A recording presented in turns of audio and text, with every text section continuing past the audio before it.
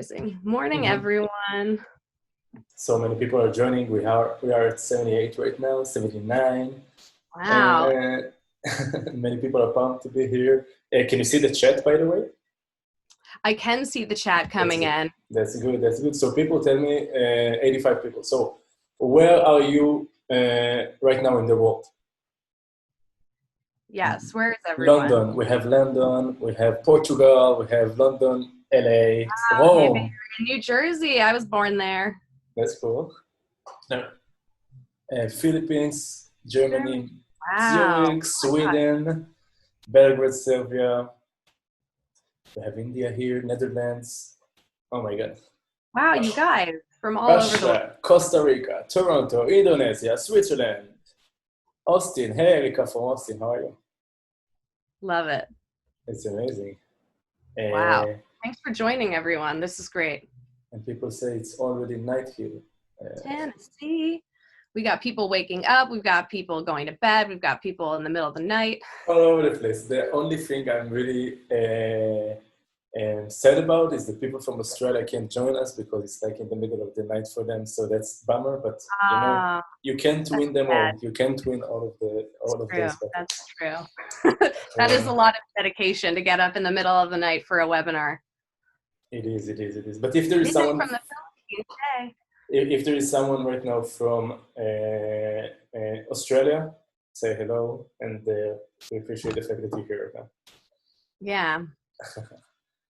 Yes. LA. Nice. Wow. This is great. It is.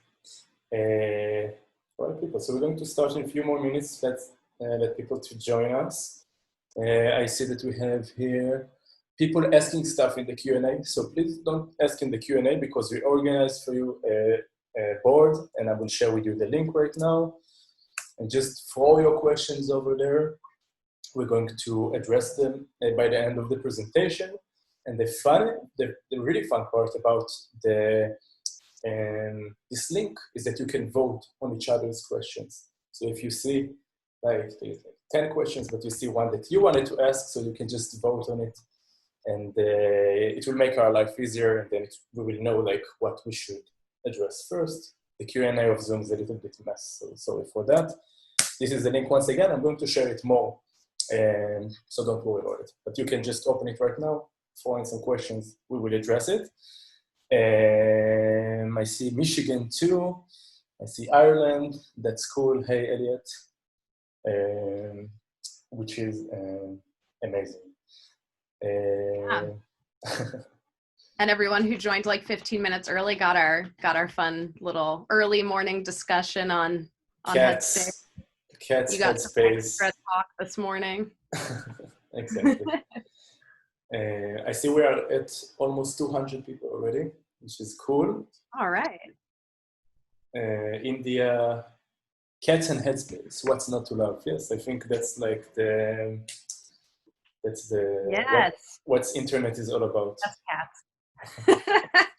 My cat is being a usual cat. She's hiding somewhere in the house, so she'll probably not make an appearance, but we're going to talk about her. So we are just for you to know, people. Lord, this is her real name, Lord Pizza Smush. Let's see. Her full official title is Lord Pizza of Derpington, but like you can't put that into an Instagram handle. So we just have Lord Pizza Smush to let everyone know she's a lady, but she's a lord.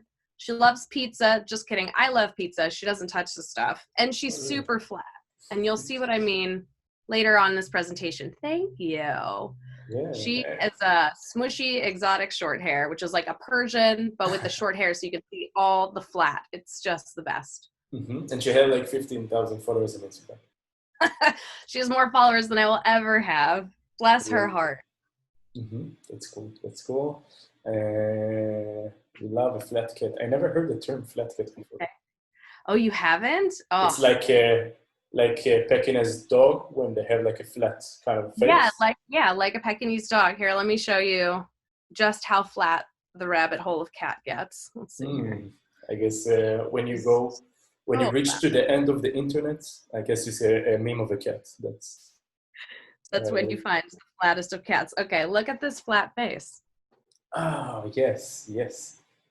I understand now. So she's pushed in my heart. Thank you, everyone. That face. You can Exactly. follow her online, Lord Pizza Smush. You're going to see that ended in the presentation, I promise you that. Cool. This is where my content strategy comes into play. That's good. That's good. Oh, we're up to 328. That's amazing. Let's wait for 3-4 more minutes because now Yeah, let's do it. cool. Thanks for coming, everyone.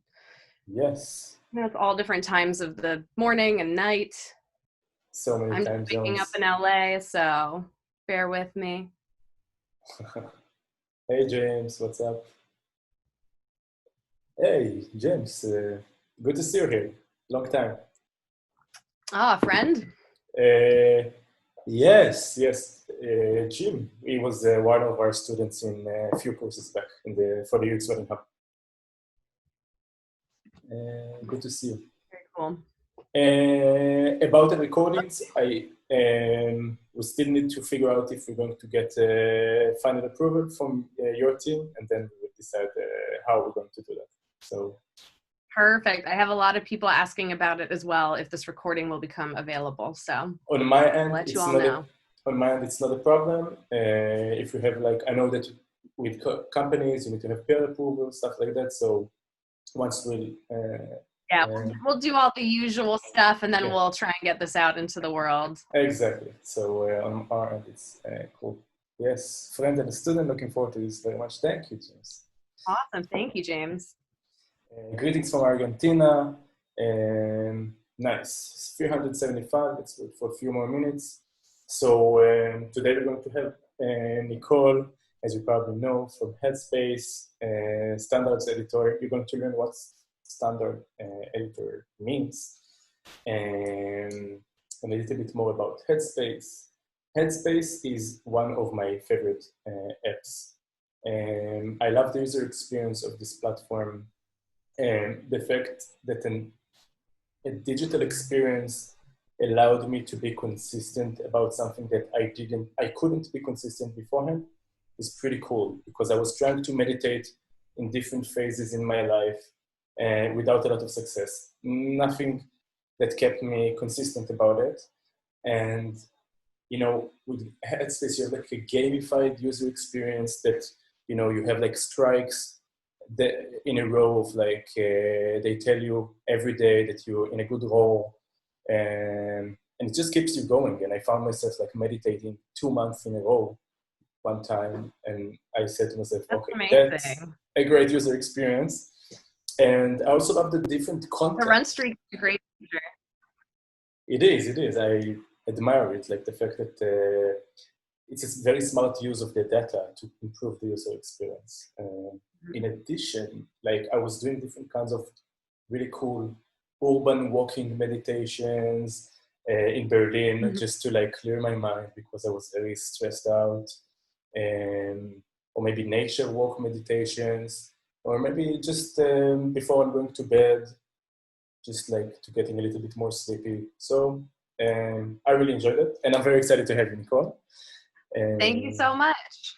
Thank you so much. We'll get started whenever you want. Okay, so I will give you, I think we can start already because we're 5 minutes after. We are 411 people here. So to all of the people that join us, so welcome.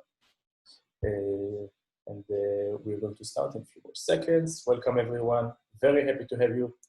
If you have any questions, just put it in this link right here. Vote on it, vote on different questions that you have, and Nicole is going to answer it by the end of the talk. Thank you. Nicole, you can start.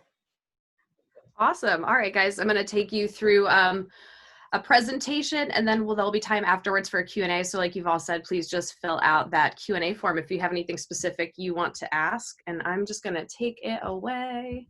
Mm-hmm. All right. So let me get started here. Okay.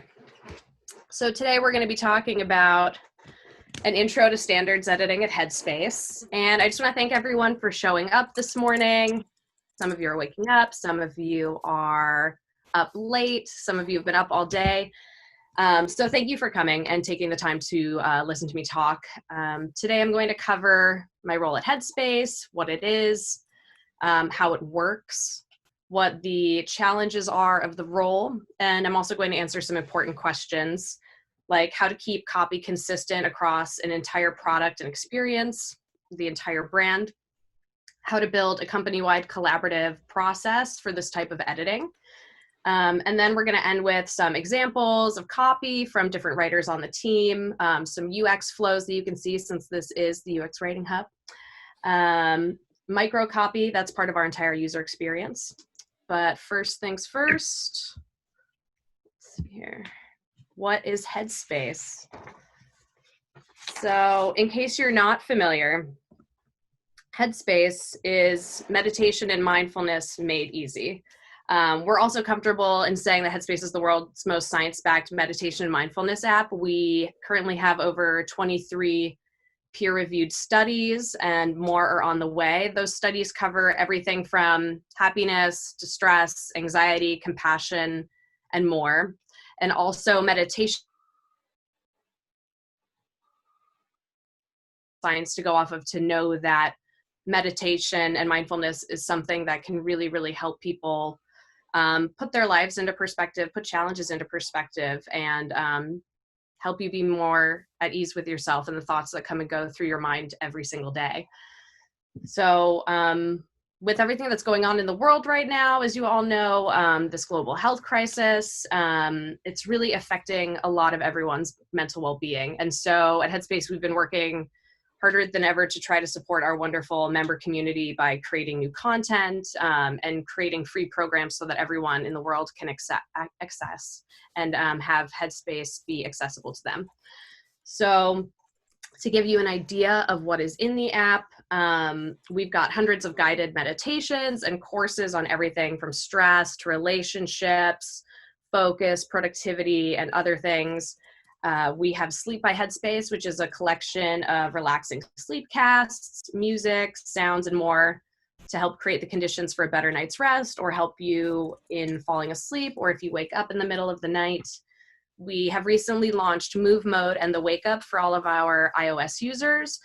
Move Mode is at-home workouts and guided runs led by expert trainers and former Olympians. We've got Kim Glass and Leon Taylor in the app, and they're just wonderful. And then the Wake Up is our daily bite-sized video sort of morning experience. We really wanted to create something, a completely different experience from someone who just turns over and picks up their phone first thing in the morning. How can we make that a mindful experience versus scrolling through news headlines in your Facebook feed or checking out Instagram? So the Wake Up is our 3 to 5 minute experience that sort of answers that question and helps you start the day with a little bit of positivity, some mindfulness, some thought-provoking questions. And it'll currently be coming to Android later this summer. And then, of course, we've got Andy Puddicombe and Eve in the app. And Andy is our co-founder. He was a Buddhist monk for 10 years, originally from the UK.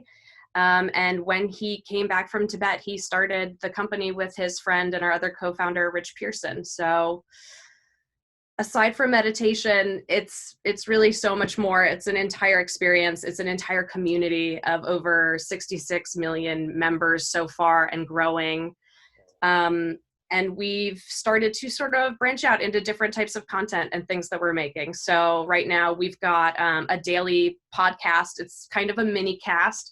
It's a 3 to 5 minute podcast every morning that you can find on Apple Podcasts, Stitcher, Castbox, and it's called Radio Headspace, and it's 3 to 5 minutes every morning with Andy as he sort of discusses a quote or something that's going on in life. And it's just to give you something to think about as you start your day. And then we've created a lot of free programs that I want to talk about as well real quick. In case anyone is wondering, if you're in the US, Headspace is free for every single unemployed person in America right now, and we're working on expanding that program to other countries. We're working with NHS and France and the US so that every healthcare provider in those countries, as well as admins, can have access to Headspace, the full premium paid product right now. And also for educators and supporting staff in the US, UK, Canada, and Australia. So we're continuing to make new stuff all the time and do outreach for the rest of our community. So that's a little bit of background on Headspace. And I'm going to tell you a little bit about me. And of course, my cat, who's super cute and here for your enjoyment. So I've been a writer and editor for 10 years. I've got a creative agency background. I've done marketing work, ad work, editorial work, studied journalism. Back when I was working for creative agencies, my clients were pretty varied. I worked for Jello, PayPal, HBO, Coca-Cola, Juniper Networks, Cigna, Microsoft, and Moët Chandon, to name a few.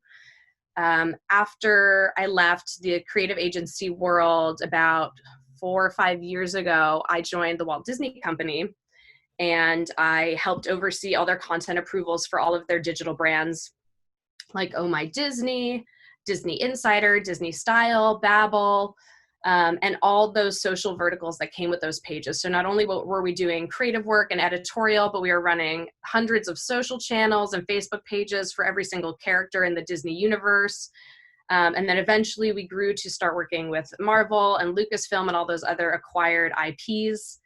And I went slowly from copy editing and overseeing all of that content to getting really interested in optimization and strategy. So I started working with the Disney.com layout and figuring out how to change navs so we could redirect traffic, and working with O&O advertising streams. And then eventually, right before I left, I helped do some research for the industry disrupting Disney Plus, which now has over 50 million streamers around the world. So that was a really great time. And then I moved to Headspace, which I'll tell you more about what that really interesting role is that I have at Headspace right now. So yeah, we'll just get into that then. Oh, and I have a smushy face cat. Like I said, she's my world. So check her out if you're interested. Very important bit about me. I adopted her over 5 years ago, and she is just a little ray of sunshine. I love her. So my role at Headspace, I work across all teams to ensure consistent copy, grammar, and brand rules are followed. I also do legal review to assess for claims and accuracy backed by some of our many published studies. I work very closely with all of our partnerships, of which we have many, like Weight Watchers, Hyatt, Google, Dave, GQ. I work with our UX designers and project managers on things like error messaging, auth emails, modals, push notifications, and something that Headspace does specifically called mindful moments, which is a specific type of push. And to sort of make it a little more clear, a standards editor, which is sort of a title that Headspace came up with. So, don't worry if you're like, what the heck is this? A standards editor is really a hybrid role that was created for my skill set because they needed someone who could be really flexible and diverse at doing content approvals, because there's so many different types of content that comes out of Headspace. So it starts with being a high-level copy editor and someone who has, not only ad background, but editorial background for marketing and ad copy, and someone who's familiar with the UX and product and basic O&O channels. I also manage my other copy editor. We're a very small team of 2. We're a small but mighty team who helps with our workload. And then at any given time, I'm also managing 8 to 9 SEO writers who help us. We produce about 80 to 120 SEO articles every half of the year. Wow. It's a lot. Yeah. And then we have a really wonderful copywriting team that I work alongside with, and they're all incredibly talented, and they all bring something different to the table, but they're also really diversified in like their different writing talents, and they can work on multiple things, and they're really great. And so they work very closely with the designers. And then I get to work with really young writers that are also just writer may not be in their title, but it's something that they really want to do. So we've got a bunch of people at Headspace who are in a specific role, but are, taking on helping with social copy, or, taking on writing words for certain projects. And I get to sort of help them and get them to stay focused on what the main goal is. And we get to work together to increase their experience and their skills, which is really, really awesome.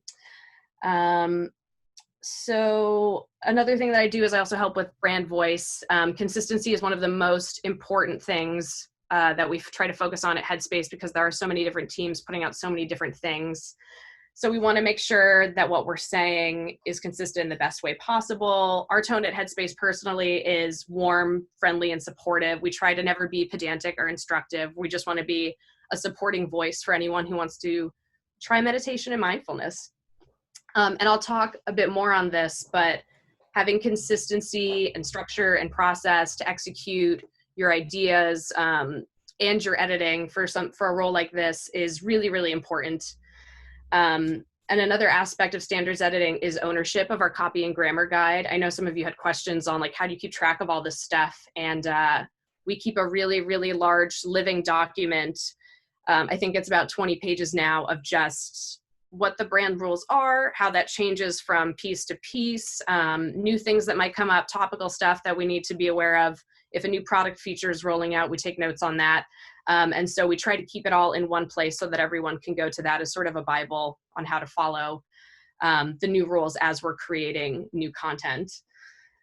And then I was also trained by our legal team to do legal reviews. So that is also part of what standards editing is at Headspace. When you are working in a health and wellness field, there's going to be a lot of science involved usually, and you're going to want to make sure that you're saying things in a way that is, socially responsible, that you're not saying anything that is untrue, of course. So I work with our director of legal and his team to make sure that as we're creating copy and crafting it, that we're just basically,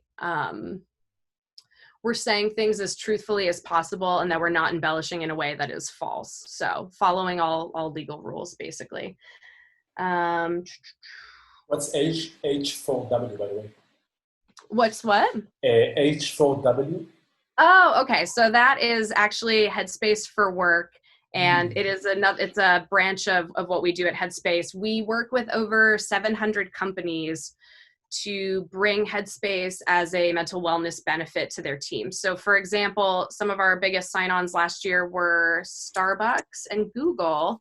Wow. And I'm not sure if you're familiar with this term EAP, but there's employee assistance programs that are a part of some American healthcare benefit systems. So like when you sign on to a company and you've got your benefits, what more and more people are offering are mental health benefits as part of their EAP programs. So Headspace has been fortunate enough to create special programs just for companies who are offering Headspace as part of their benefits packages to all their employees. So what we do is we create special communications for them every single month.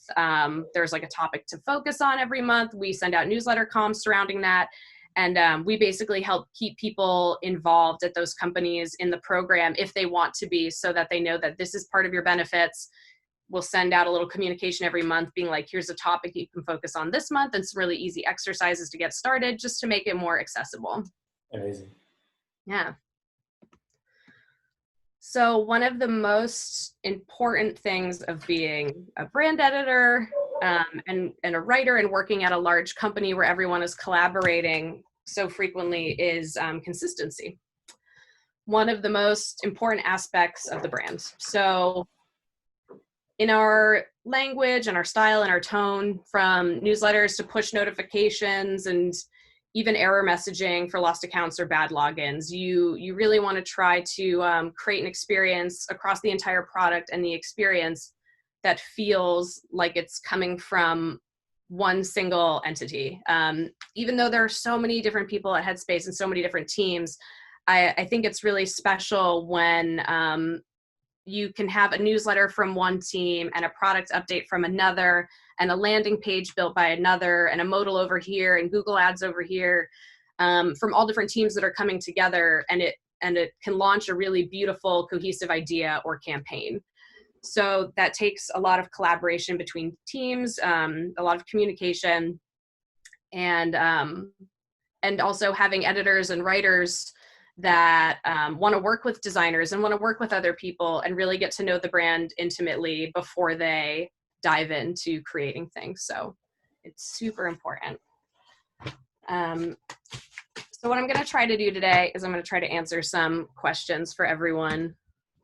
First, I'm going to talk through a couple things and some tips and then show some examples. But one of the big questions I thought of while getting ready to talk to you all today was, how do you juggle responsibilities that span an entire company's worth of content? As I'm sure many of you can relate, because a lot of us wear many, many hats these days and work on so many different projects at the same time. So I'm going to share some of my key tips for how to work in order to be efficient and get yourself not only some recognition, but some work-life balance at the end of the day. And the second question that I'm hoping to answer is, what are the biggest challenges to consistent brand voice across a company? So as I was thinking on it, there were 3 things that came to mind that I think can answer all these questions. And that is collaboration, process, and showing up for yourself. So collaboration, we'll start there. When I first started at Headspace, I had this amazing boss who gave me the time to basically go on a roadshow and build the foundation for what I was going to do. So I had the time to meet with someone from every single circle at Headspace, and I got to learn about their role.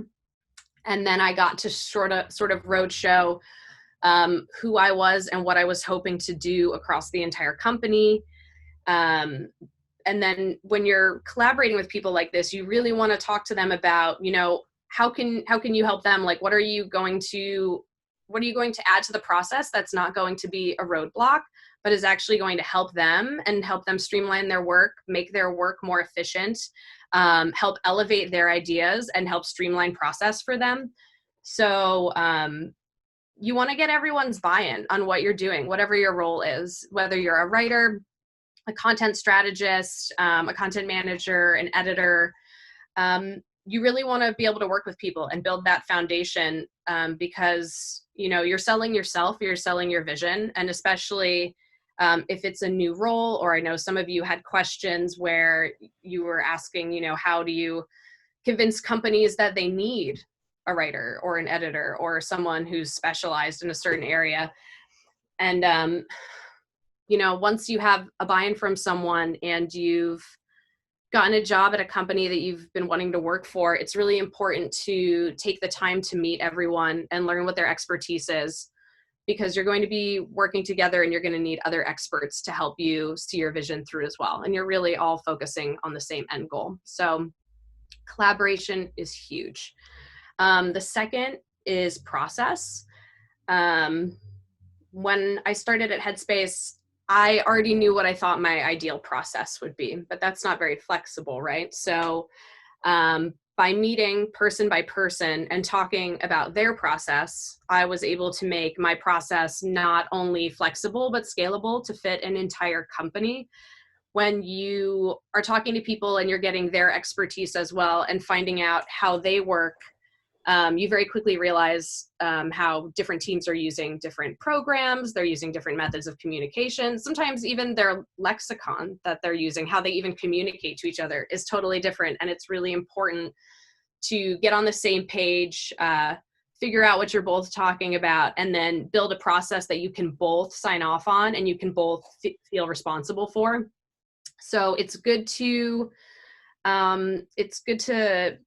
lend your voice to that, but it's also good to listen to other people when you're building your process. And I'll sort of tell you like how I built my process a little bit later, but you don't want to rush the foundation. Sometimes I know it's really easy to start a job and you just get thrown into things and you've got to do a million things super fast because they're like, listen, we just need someone to fill this gap and you've got to start writing, you've got to start editing right now. But if you ever can take the time to start slowly, it's going to make your entire time there, I think, a lot easier, and you're going to be able to work with a lot of different people and maybe open doors to new projects. So definitely think about how you build your process and working with other people.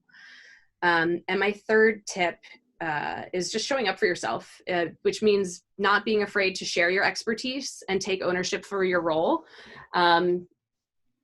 In companies nowadays, everyone has a very strong personality. You know, there's that old saying, everyone's a creative director, everyone's a writer, even if they're not. So it's really important to respect other people's ideas and respect that they have their own background and their own idea of where things are coming from. But you owe it to yourself every day to show up for yourself, take ownership of your role, share your expertise with others so that your voice is heard. Even if that just means, you know, inviting yourself to meetings that you know you need to be in, but maybe someone forgot you, or making new acquaintances so that you can get involved with the projects that you want to get involved in. It's especially for larger companies, and especially now that we're all working from home, there are going to be people coming in and out of a company. And sometimes it's really up to you to reach out, make that communication, and become a part of the process and become a part of the projects that you want to be involved in. Especially for someone like me, where my role really covers an entire company's worth of content, it doesn't mean that people are going to automatically think, oh, I need to invite Nicole to this meeting. I need to make sure she's in on the process. There are a million wheels turning all the time. And you just have to be comfortable showing up for yourself and being like, yeah, this is my role. This is why I'm here. And I'm here to help you. And, you know, put that into perspective for people. Like, you're showing up to help them. You're showing up to help them streamline a process. You're showing up to help their vision be the best it can be, whether that's through your writing or your design or your project management. So showing up for yourself is huge. Just be confident enough to know that they hired you for a reason, and do that. So I'm going to share one of my workflows just to sort of show you how things can be built from an editor's perspective, and how can you create a process that works for you. So like I said, you want to talk to the experts on your various teams, you want to get their input, and then you want to forge a path forward. Just remember to take ownership for your specialty and your offering to the company, and give your professional perspective. So I always approach people with this general workflow for standards editing. And it's very simple.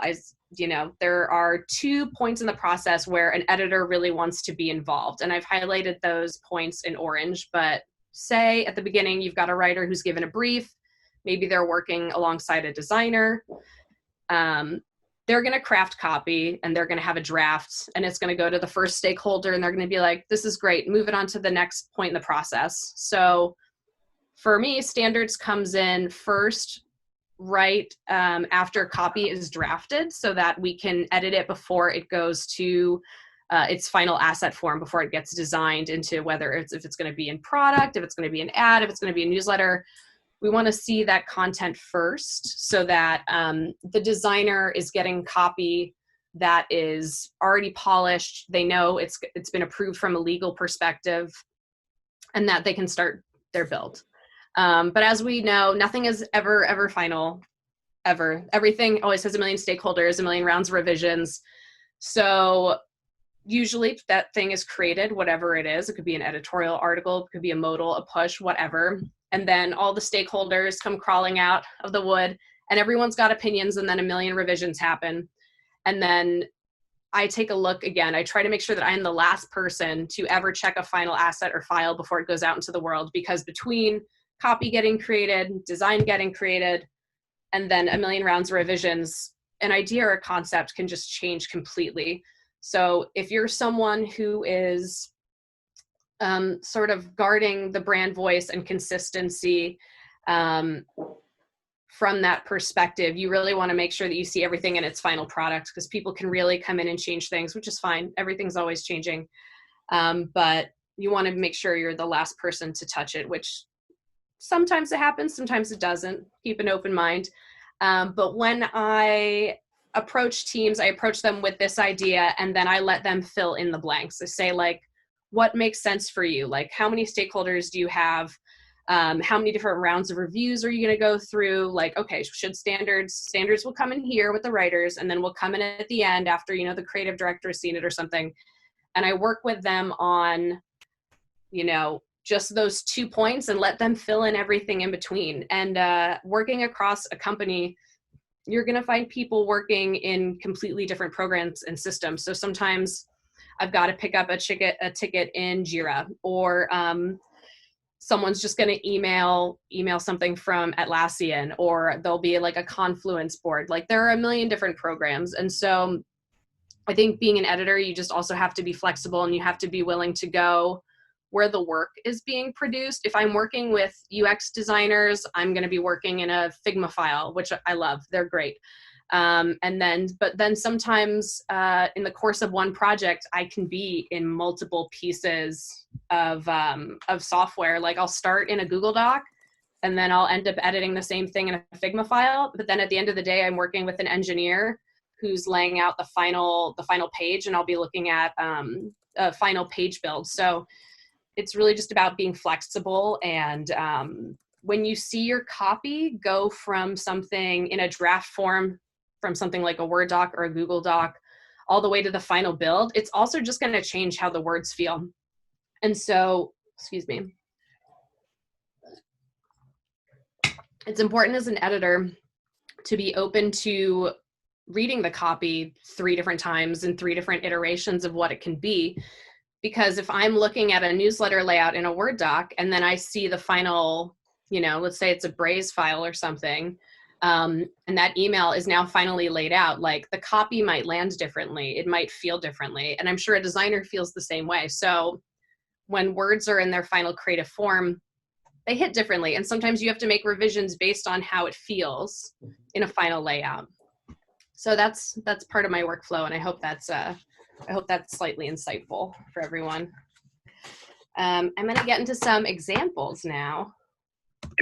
So, okay. It's really important for us at Headspace to be adaptive in what we are giving our members, and adapting the copy and content to fit that time and those needs. So I've got a couple screenshots here just to show you what's been going on lately in the Headspace world. I mean, since the world has changed so much these past 2 months with the global health crisis and everything, I think one thing we've been able to really excel at is how quickly we've been able to respond to our member community and their needs with our copy, with our design, and with the content that has even shifted to a different tone and yet remained more relevant than ever, while sticking to our overall brand consistency. So we've been able to create new content and support people through this. And I'm just gonna take you through what's on this page. I've got some examples of great things that have happened, and yet some not so great things that have happened that we've been able to fix. So like I said, as a standards editor, I get to keep the copy and grammar guide as a constantly living thing. So because for those first couple of months, we were talking so much about COVID, we created like a little guide on, you know, how we talk about it, and the words that are going to come up a lot. And just, it was a quick reference guide for people.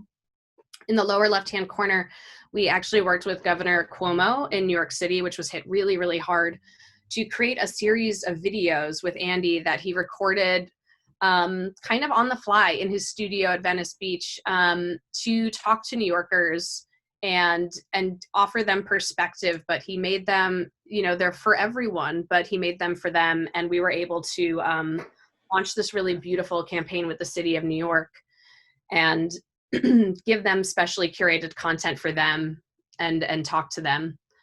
And then I've got this push notification here, which is an example of when something slips through the cracks because all the wheels are turning and moving. And we were having users in the US get these push notifications. And this one came up about, it seems very very safe, but it says, what does it feel like to commute without any music or sound? Does time move slower or feel different? And for most of us here in the US, we are no longer commuting. So while it wasn't a huge, egregious thing, we had to be like, okay, wait, what do all of our push notifications for the rest of the year look like? Can we pull them from engineering? Can we see what they look like? Can we make them more relevant? Can we make them more topical? Because, you know, while something like this isn't going to ruin someone's day, I just don't think it's going to resonate to your members or your community, you know. Mhm. So it's just important to look at even the smallest of copy. It's just 2 sentences on a screen. And so, you know, we scrambled, we pulled them all up, we looked at them, and we were like, okay, what is no longer relevant to our everyday life? Like, how do we, you know, how would we want to be talked to as users? So we came up with a bunch of other things that are way more relevant. Amazing. Thanks. All right. So we recently also updated our error pages. We've got a page here for if you're trying to use one of the new codes, of which there are many, to claim an offer for Headspace Plus. And then we've got a page doesn't exist error page. And these were written by some great writers on our team.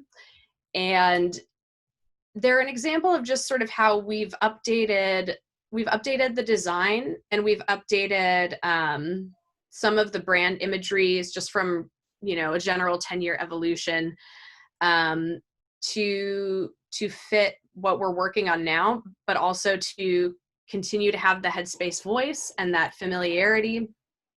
And for example, it's just the little things, right? So just if you go to a page and it says whoops, it just kind of, you know, I don't think you can really be angry or sad. You're just sort of like, oh, what's this? And then the first example is very, very informative. And then the second example for you found a page that doesn't exist. I just thought they did a beautiful job, because they're like, you found a page that doesn't exist.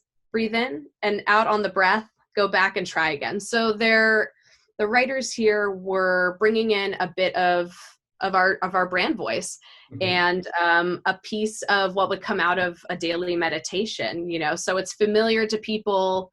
They realize it if they use the product. And it's just fun copy, you know. It says there are a lot of unknowns in the world right now, but one thing is certain: Headspace is here for you to help support you through this time of crisis. We're offering some free meditations you can listen to anytime.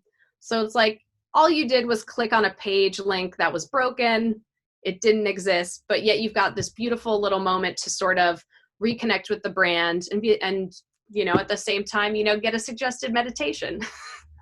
So I thought these were just great examples of how our writers are working on some of the UX and micro copy at Headspace. I love also how relevant it is, you know.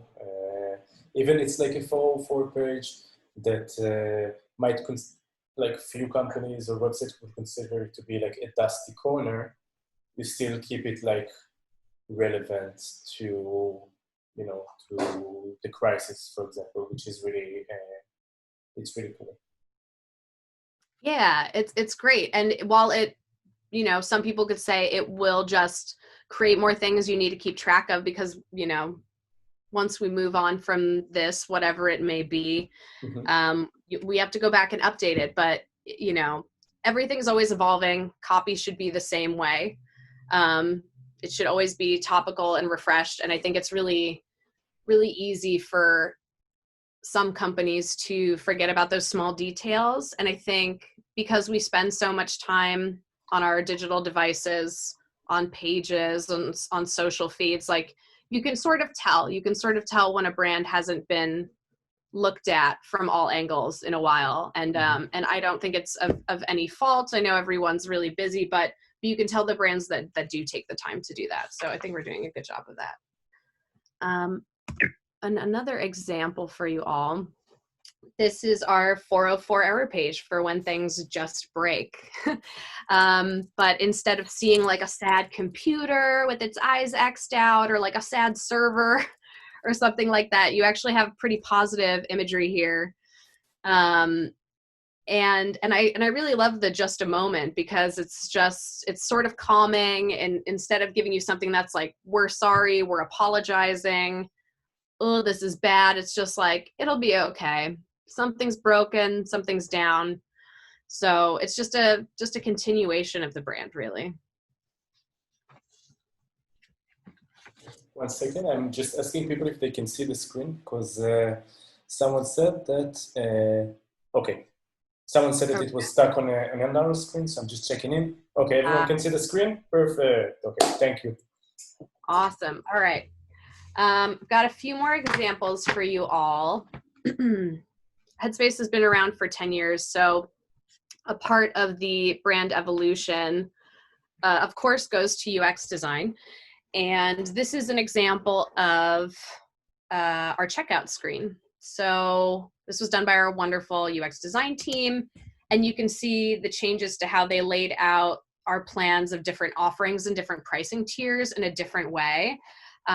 We've also shifted our art recently, so that's reflected. We've changed our color scheme a little bit.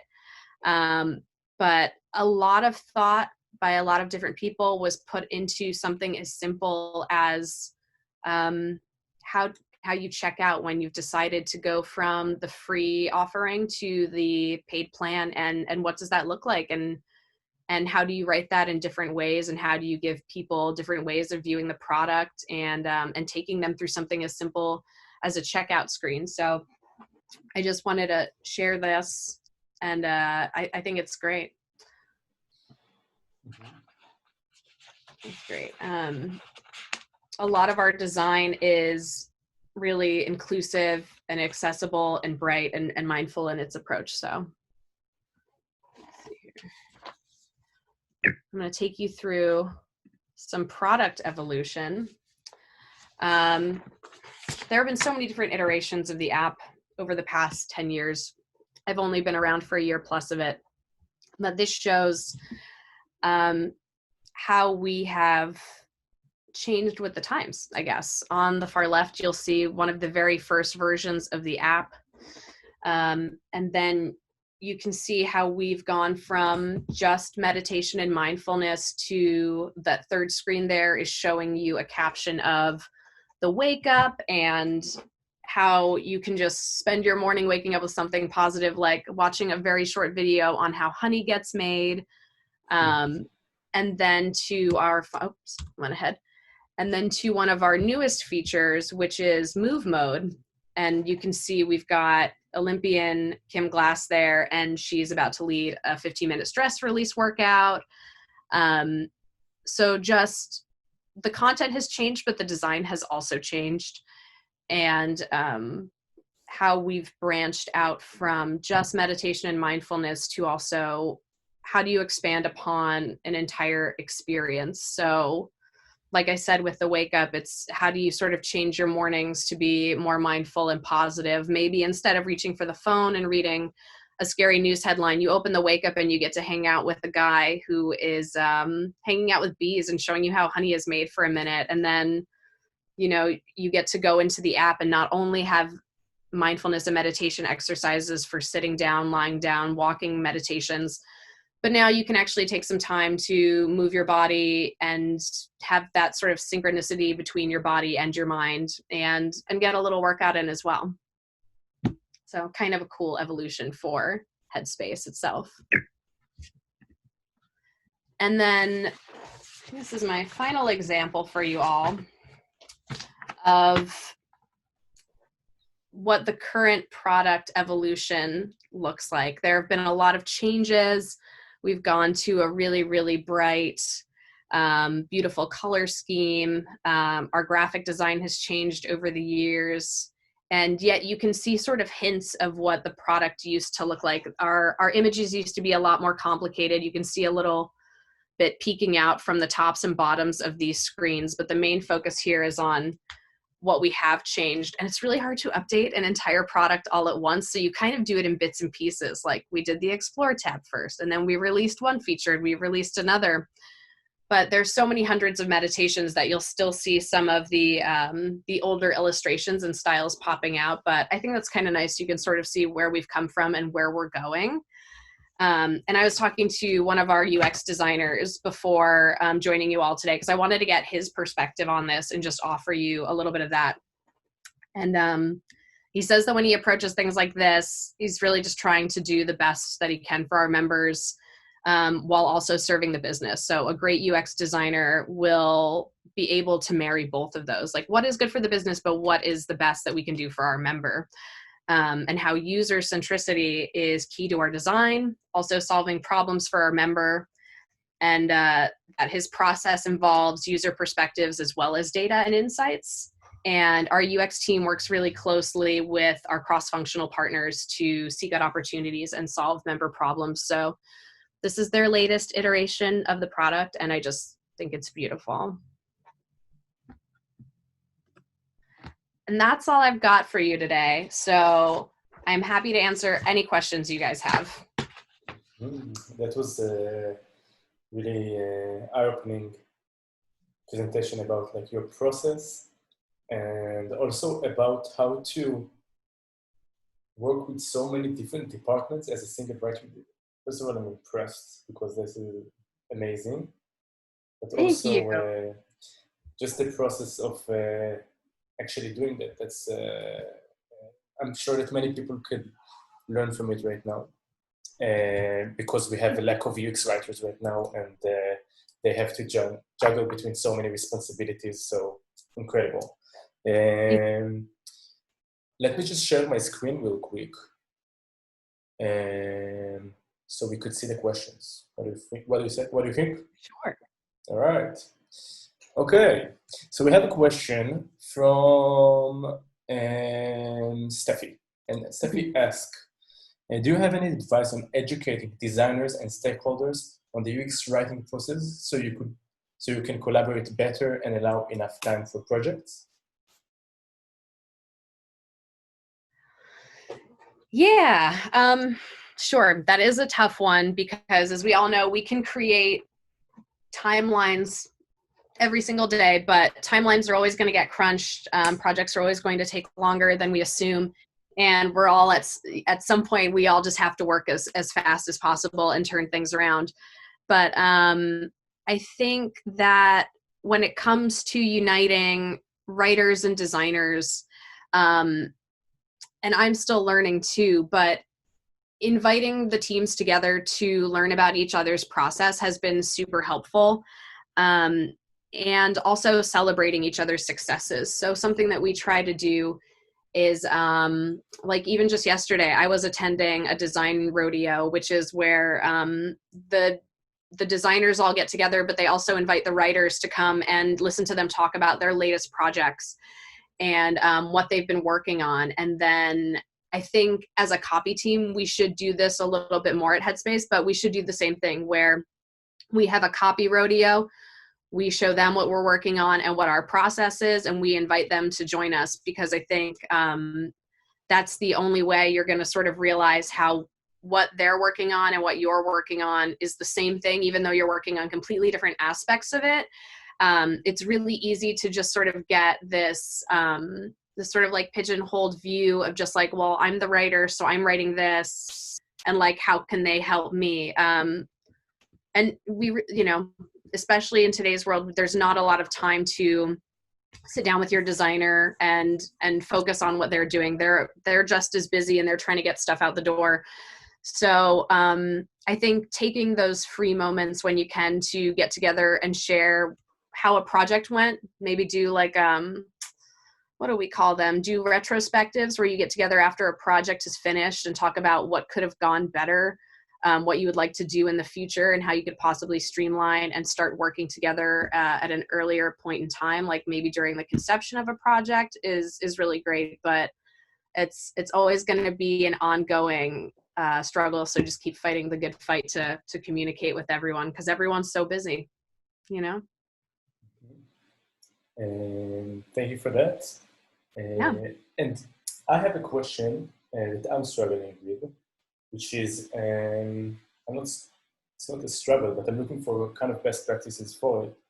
But let's say about working with data as copywriters, as UX writers. So I found that the best way um, uh, to show how our value as writers in product teams and different companies is just go for the quick wins sometimes. Like just show how our writing affects the usability of the product. And in order to do that, I use data. I open the Google Analytics, if it's a website, and I see like the funnel, and then like I see some kind of a problem in the funnel, and then I try to communicate a little better, and I optimize it. So I would love to learn about your idea of working with data and see if there is points in the app that are less clear than other, and what your process from that angle. Absolutely. There are so many different KPIs with which to measure success, and depending on what you're doing, but to sort of measure success with copy and look at the data, we do have a research team. And while they may not always be looking at copy, they're looking at things like members' needs. And so if you can translate members' needs into what your next iteration of the product is going to be, or what the copy is going to be, you're taking that data and building it into the heart of the project. And then you translate that through the copy and the design. And then to be a little more specific about how you can use data for things like life cycle and growth, A/B testing is always a great way to do that. So it's like, say you've got a short-term ad, or you've got a newsletter or something like that, and you want to test a 50-50 split. So half your audience is going to get one copy, the other half is going to get a different, and then you can measure the engagement, you can measure the response rate, and see if something resonates with your audience more that way. So those are some of the ways that we use data to work with copy, because sometimes you can do it with images too, though. So you've really got to set different test parameters, because you don't know if one image is affecting the audience differently. So I would say, set your imagery the same, but then do two different copy messaging. Like, say you're going to write to one audience about stress, but you're going to write to the other about anxiety. They can be so closely related, but maybe the audience who got the anxiety email is just like far more engaging than the one that got the stress email. And that's sort of how you use data to figure out what your members want and how you can service them better. Amazing. And I love your answer about, A/B test and measure your copy.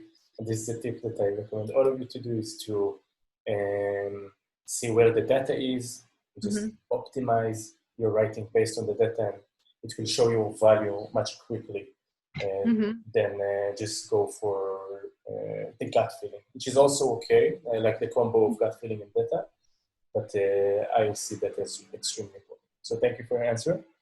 Absolutely. Absolutely. And sometimes you do just have to take a risk and go with like a creative gut feeling if you're doing like a very creative campaign, but right.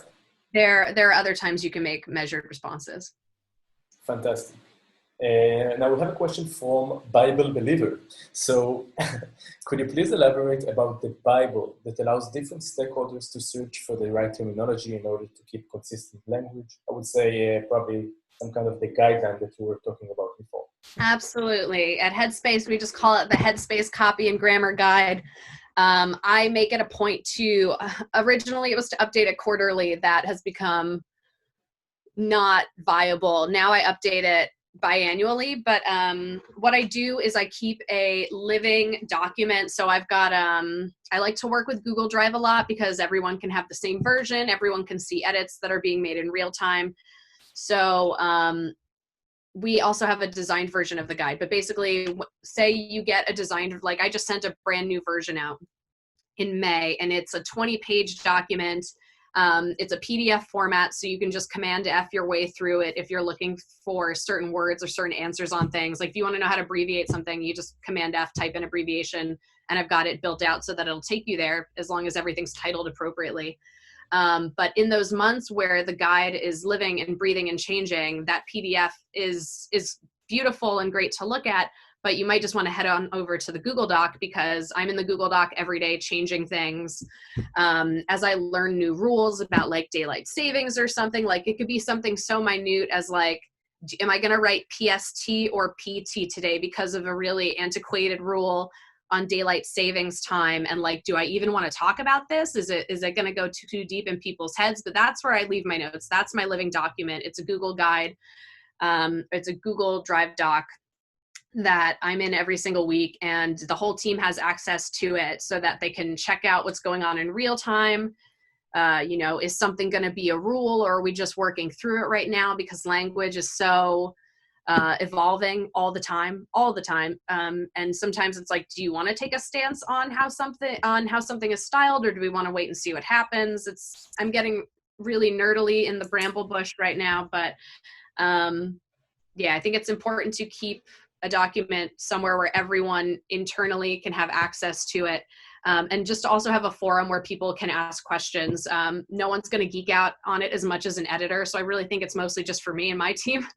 But it's really important to keep the big things in there as well. Like if you're creating a new product and feature, how is everyone in the company going to refer to it? And have you agreed on it?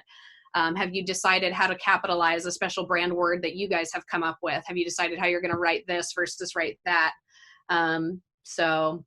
That's how I run my Bible. Nice. And are there like sometimes like unsuspected people pick it up, like maybe front-end developers and stuff like that?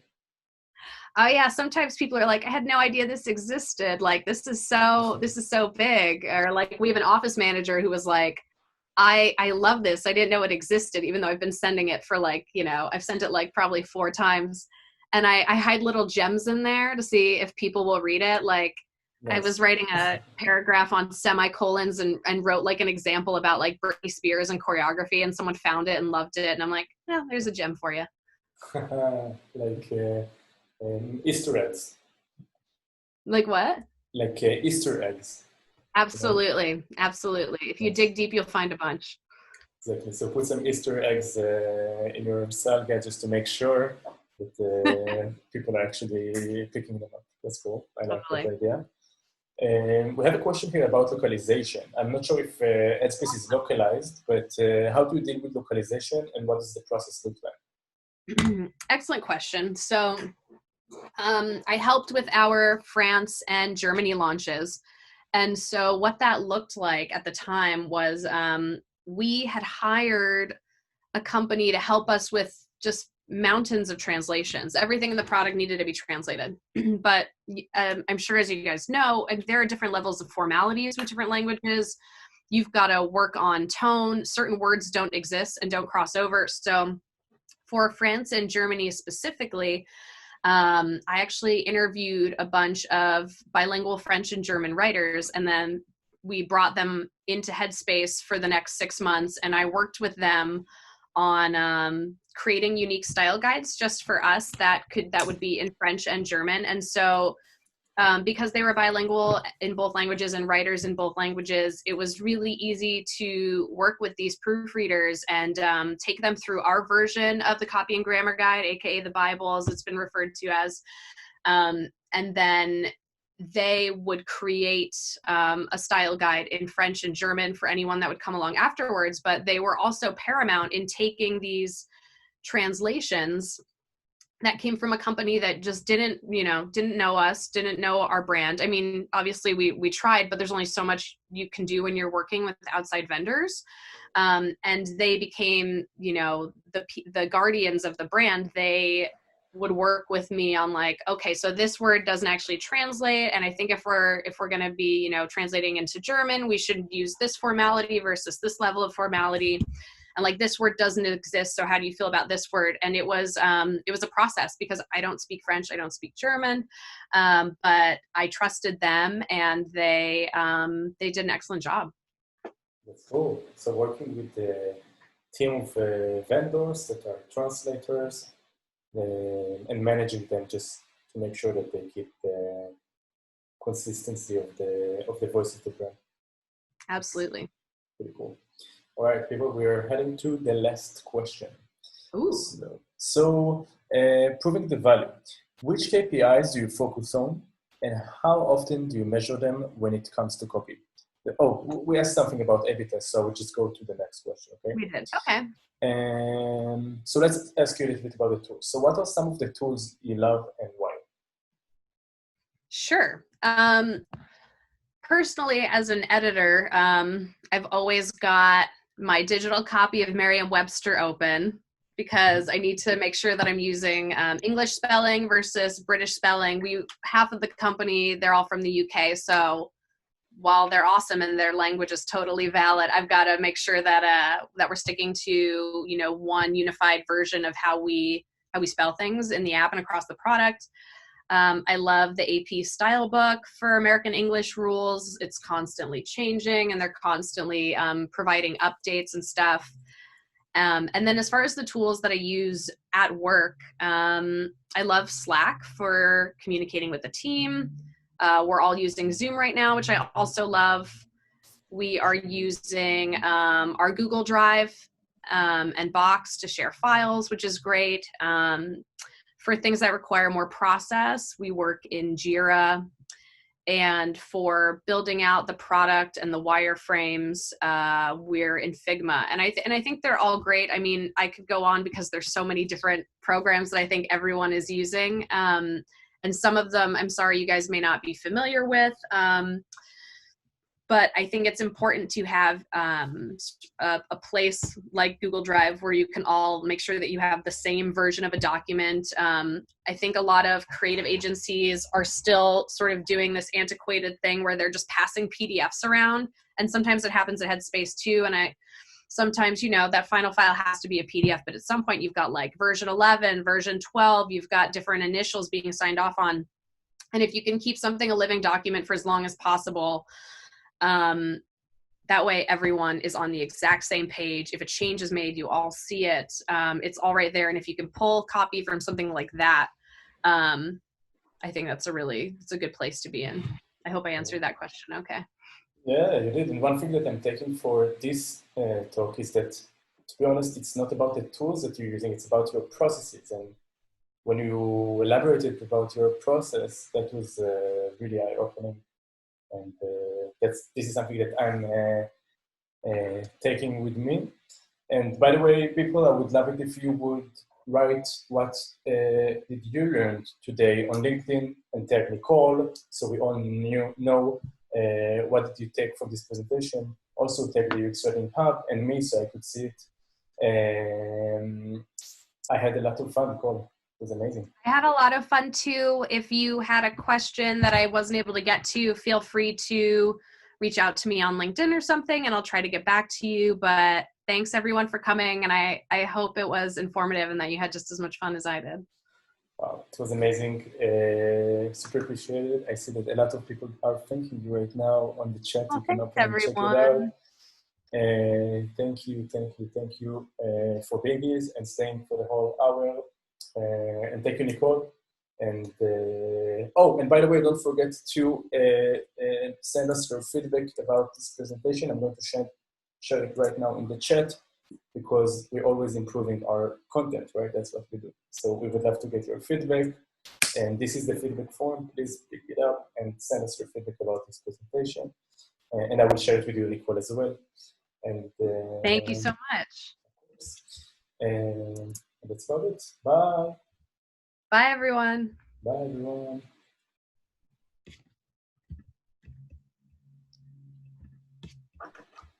Ciao. Okay, I'm still going to keep posting here the feedback form, just so people could... Yeah, I want to read through all the comments, see if I missed any questions.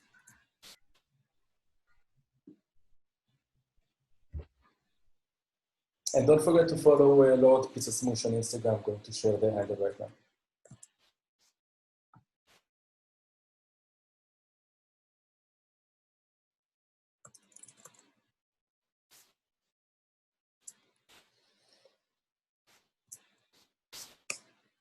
Follow this cat on Instagram, people.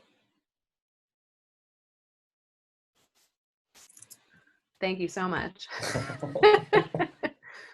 Oh, thanks everyone. Such Thank you. sweet words. Thank you. Okay, I'm going to take it offline. I'm going also to send you the chat so you could see all of the people thanking you without like losing. Oh, that sounds great. Thank you. I'll do that. All right, send us your feedback. Awesome. Have a Okay. great day. Bye, Ciao. all. Have a good one. Bye-bye.